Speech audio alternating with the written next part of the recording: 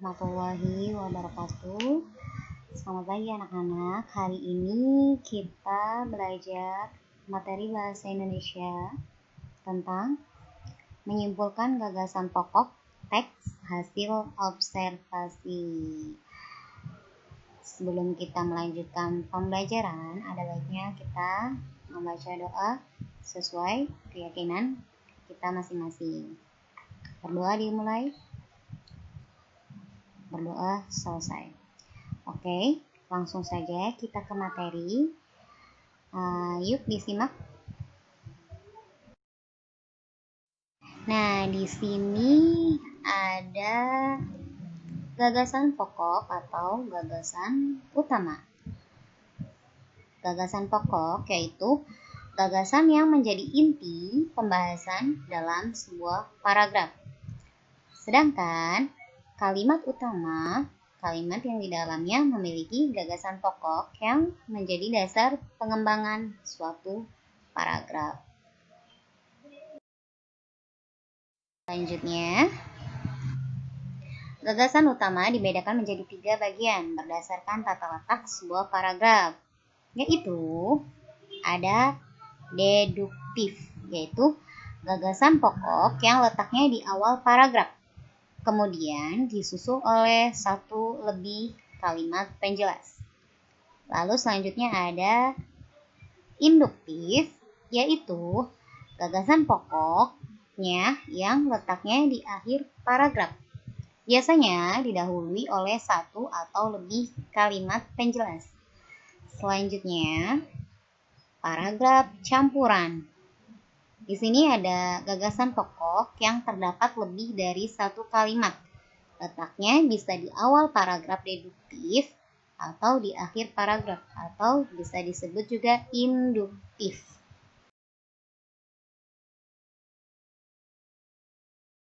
Selanjutnya, kita lihat contoh paragraf deduktif. Belakangan ini, kegiatan belajar mengajar bisa dilakukan secara online tanpa perlu tatap muka. Di era teknologi yang sudah sangat canggih seperti sekarang, ada banyak situs internet yang menawarkan jasa belajar online, baik yang berbayar atau gratis. Sistem belajar di mana saja dan kapan saja jadi salah satu keunggulan belajar online. Kamu pun bisa memilih mata pelajaran apa saja sesuai yang hendak dipelajari saat itu, mulai dari kisah sampai bahasa Indonesia. Ini disebut dari paragraf deduktif. Karena apa? Karena paragraf ini letaknya di awal teks, ya. Nah, ada contoh paragraf induktif, yaitu belajar dengan sistem SKS alias sistem kebut semalam bukanlah hal yang patut dicontoh, apalagi kalau esok harinya adalah hari ujian.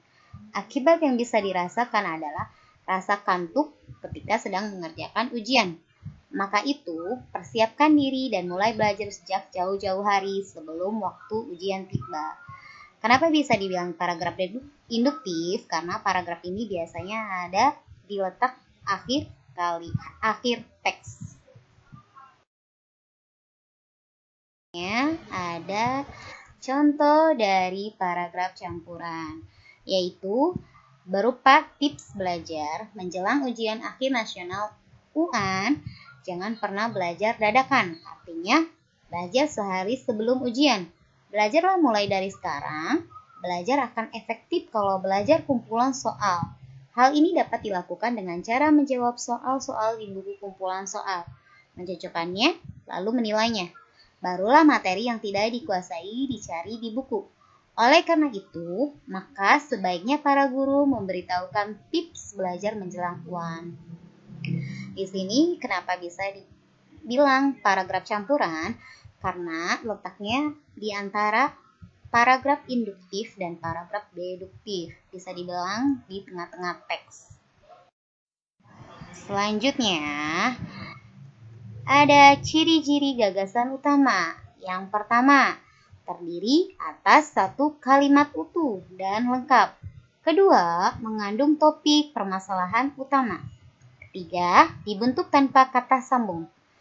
Keempat, memiliki kalimat yang jelas tanpa dihubungkan kalimat lain. Nah, selanjutnya, tips menemukan gagasan utama. Yang pertama, baca seluruh paragraf dengan cermat. Kedua, cermati kalimat pertama hingga akhir. Ketiga, baca kalimat demi kalimat, kemudian pahami inti dari teks tersebut, sama menemukan ide pokok paragraf. Lalu terakhir, tandai ide pokok setiap paragraf dan tandai bagian penting dalam paragraf. Lalu kita sekarang lihat, buka buku paket kalian halaman 135. Di halaman tersebut terdapat teks hasil observasi yang berjudul Kunang-kunang. Silakan kalian baca terlebih dahulu. Contoh soalnya. Kalian lihat, yang pertama contoh soalnya, tentukan kalimat utama pada teks kunang-kunang. 2. Temukan gagasan pokok tiap paragraf. Kita langsung lihat saja ya. Kita bahas bersama. Di sini ada teks kunang-kunang. Kunang-kunang adalah sejenis serangga yang dapat mengeluarkan cahaya yang jelas terlihat saat malam hari. Cahaya ini dihasilkan oleh sinar dingin yang tidak mengandung ultraviolet maupun sinar inframerah. Terdapat lebih 2000 spesies kunang-kunang yang terbesar di daerah tropis di seluruh dunia. Di sini terletak di paragraf pertama teks kunang-kunang. Kita lihat kalimat utamanya. Kalimat utama yaitu kunang-kunang adalah sejenis serangga yang dapat mengeluarkan cahaya yang jelas terlihat saat malam hari. Kalimat utama dari paragraf pertama teks kunang-kunang. Kita lihat gagasan pokoknya. Kunang-kunang adalah serangga yang dapat mengeluarkan cahaya pada malam hari. Ini gagasan pokok dari paragraf pertama. Nah, sekarang kita lihat paragraf kedua dari teks kunang-kunang. Habitat kunang-kunang di tempat-tempat lembab seperti rawa-rawa dan daerah yang dipenuhi pepohonan.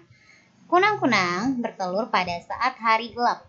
Telur-telurnya yang berjumlah antara 100 dan 500 butir diletakkan di tanah, ranting, rumput, di tempat berlumut atau di bawah dedaunan. Perkuburan yang tanahnya relatif gembur dan tidak banyak terganggu merupakan lokasi ideal perteluran kunang-kunang. Pada umumnya, kunang-kunang keluar pada malam hari. Namun, ada juga kunang-kunang yang beraktivitas di siang hari. Mereka yang keluar siang hari ini umumnya tidak mengeluarkan cahaya. Kita lihat kalimat utama pada paragraf kedua teks kunang-kunang. Habitat kunang-kunang di tempat-tempat lembab seperti rawa-rawa dan daerah yang dipenuhi pepohonan. Di sini kalimat utama paragraf kedua dari teks kunang-kunang. Lalu kita lihat gagasan pokoknya. Habitat kunang-kunang di tempat lembab. Nah, ini gagasan pokok dari paragraf kedua teks yang berjudul kunang-kunang. Baik, selanjutnya tugas buat kalian. Setelah ibu kasih contoh yang tadi, paragraf pertama dan kedua, teks kunang-kunang, kalian baca kembali teks laporan hasil observasi berjudul kunang-kunang. Kemudian kalian tentukan kalimat utama dan gagasan pokok pada paragraf selanjutnya, yaitu paragraf 3, 4, 5, dan 6.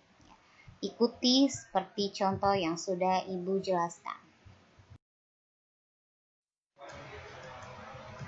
Selamat mengerjakan. Sampai jumpa.